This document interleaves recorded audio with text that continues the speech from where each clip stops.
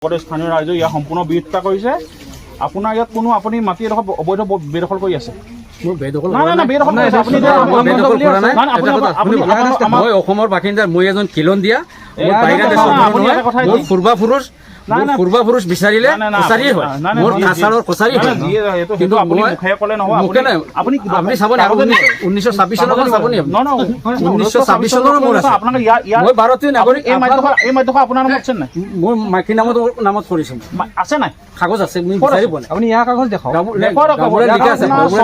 চক্ৰ বিষয় কাৰ্যালয়টো ইয়াৰ কোনো হেৰি নাই, প্ৰমাণ নাই। হেমন্ত দুৱাৰা নে কি আছিলে? হেমন্ত দুৱাৰা নামত আছে। গতিকে আপুনি কেনেকৈ ইয়াত অবৈধভাৱে দখল কৰি থাকিব? অতি আপোনালোকে এইডোখৰ আপোনালোকে যদি কিবা পইচা পাতি লেনদেন আছে, গাঁৱৰ মানুহে দিব আপোনাক, আপোনালোকে পইচা পাতি লেনদেন লৈ পানি আপোনালোকে ইয়াৰ পৰা খালী কৰিব লাগিব। একদম স্পষ্ট কথা। আপোনালোক য'ত আছিলে অসমৰ ল'ৰা, মই কেনেকৈ থাকক না, আপুনি থাকিব পাৰে, কিন্তু আপোনাৰ নামত নিজৰ নামত মাতি আছে নে? নিজৰ নামত কৰিব পৰা নাই। পইচা ভৱিষ্যত কেতিয়াও নহয়। নিজৰ ভাৰতীয় নাগৰিক, মই অসমৰ নাগৰিক, অসমীয়া সন্তান হয়। মই কেনেকৈ বাহিৰা দেশৰ পৰা, মই বাহিৰা দেশৰ পৰা অহা নাই, মই কেনেকৈ যাম? মোৰ দেশ কৰি মই অসমখন এৰি মই কেনেকৈ যাম? মোৰ ভাৰতৰ সংবিধানে মোক দিছে দাদা, মই থাকিম।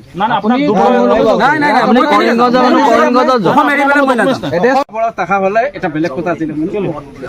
আমাৰ মা যিজন দেই, আমাৰ মা যে এডুকেটেড নহয়। তুমি কোন হয়? মই তেওঁ ল'ৰা হয়, মই তেওঁৰ ল'ৰা হয়। আমাৰ মা এডুকেটেড নহয়। অভিয়াছলি আপোনালোকে চবেই জানে। আমি চাই দিম। মই এতিয়া ৰিচেণ্টলি আহিছোঁ যে আপোনালোক আহিলে ভাল কৰিলে, আমি আনি দিম, দেখাই দিম।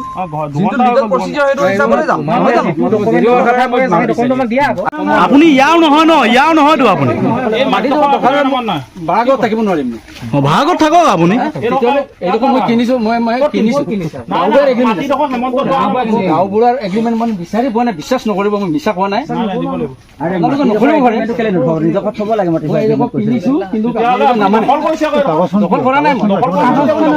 গাঁওবুঢ়া লৈ পেলাই এগ্ৰিমেণ্ট কৰিছো, তেওঁ নিজে লিখা। আৰু নুৰ মহম্মদ কৰিলে এটা ল'ৰা আছে, নুৰ মহম্মদ। আৰু হেৰি আমাৰ মাহমুদ আছিলে, মাটিৰ মালিক এজন আছিলে, যিজনে বিকিছিলে নেপালী বস্তি মানুহ এটাক। নেপালী বস্তিৰ পৰা কি নাম তাৰ, ৰেডিঅ' মোক বুজিছে। গাঁওবুঢ়াই মানে তাত লিখি দিছে, তেওঁ লিখি তেওঁ কৰিছে। মই নিজে লিখা লিখি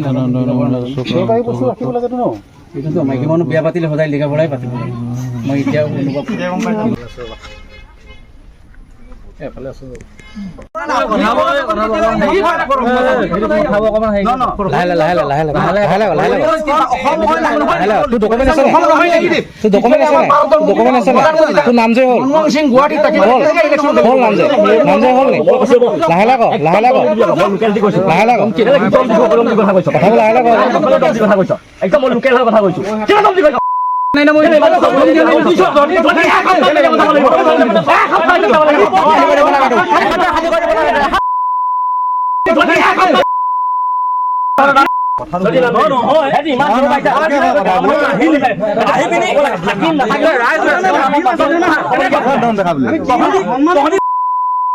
আজি বিজনেছ সকলে ভাড়া ৰুমত নাহিলো, এটা দুবছৰ তাৰমানে ভাড়া ৰুমত নাহিলে আনি পিনি ধৰি ইয়াত মাটি এডোখৰ কোনো মানে বুদ্ধি পাতা কৰি দুখীয়া ল'ৰা উঠিব লাগিব নাই? মই কেছ কৰিম এইটো, মই পইচা ভাঙি গ'ল কেছ কৰিম এইটো, মই কি কেছ কৰিম এইটো, মাটি দলালি কেছ কৰিম। এসপ্তাহৰ ভিতৰত অত ইয়াত আমাৰ কোনো মুছলিম, আপুনি কৈছে মুছলিম মহম্মদ কাটিব, অত মুছলিম মানুহ আছে ইয়াত সুধা। আমাৰ লগত টকা আছে নি সুধা? কোনোবা সুধা কাৰোবাৰ লগত আমাৰ টকা টকি আছে নি? আমাৰ গাঁৱত ইঘৰ বিহু এটা ইঘৰলৈ যায়, সিহঁতৰ তেওঁলোকৰ ঈদত আমি চবৰ ঘৰলৈ আহোঁ, খাওঁ বৌ। আমাৰ কোনো মুছলিমৰ সম্প্ৰদায় বা কিবা লগত হেৰি নাই, একো হেৰি নাই। সেইদিনাখন আমাৰ ইয়াত জোলাৰ মিটিং হৈছে, জোলা ভাইসকল আমাৰ নিজৰ মানুহ। মই তাত গৈ পিনি নিজে বহি পিনি ধুনীয়াকৈ হেৰি কৰিছোঁ, কাৰণ মই ৱাৰ্ডৰ মেম্বাৰ হিচাপে তেওঁলোকৰ লগত বহি ধুনীয়াকৈ হেৰি কৰিছোঁ। ইয়াতো আহি পিনি প্ৰথমতে তোমালোকৰ কাগজ পত্ৰ চাম বুলি, তোমালোকে যিটো হেৰি দেখাইছে নহয়, এইটো নহ'ব, সম্ভৱেই নহ'ব। কাগজ পত্ৰ চাম বুলিহে কৈছিলে। তোমালোকে যিটো ৰূপ দেখাইছে নহয়, এইটো সম্ভৱ নহয়। তোমালোকক মানে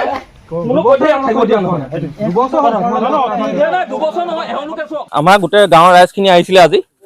এই মানুহ ঘৰ 2 বছৰ মানে আজি 2 বছৰ নাই হোৱা, এবছৰমান পাৰ হৈছে। আহি পিনি ক'ৰ পৰা বহিলে, আমিতো ভালকৈ চিনিও নাপাওঁ, বহিলে জানিলে। এতিয়া যিটো পৰিস্থিতি আমি আজিহে চাইছোঁ, আমি ভাবিছোঁ ভাড়া চাৰা মানে আছে নেকি কেনেবাকৈ, আজি দেখিলোঁ যে নাই, মানে তেওঁলোকৰ কাগজ পত্ৰ বুলি আমি ইয়াৰ মানুহ খিলঞ্জীয়া মানুহ বুলি ক'বলৈ লৈছে। তেওঁলোকৰ ঘৰ কৰিমগঞ্জৰ কাগজ পত্ৰ দেখাইছে, কি একো ভৰ নাই, এইবোৰ একো ধৰিবই নোৱাৰি। মুঠতে গাঁৱৰ ৰাইজে এতিয়া এইটোৱে মানে সিদ্ধান্ত কৰিছে, এই 5-6 দিনৰ সময় দিছে তেওঁলোকক, এই জেগা খালী কৰিবলৈ কৈছে, ইমানে কথা।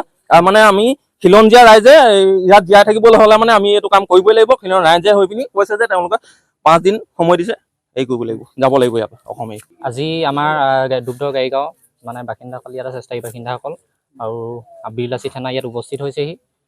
সন্দেহযুক্ত নাগৰিকক মানে এতিয়া ইতিমধ্যে গম পাইছে, মানে তেখেতলোকক যোনসকল মানে খিলঞ্জীয়া নহয়, তেখেতলোকক ইয়াৰ পৰা মানে যাবলৈ ইতিমধ্যে মানে কৈছে।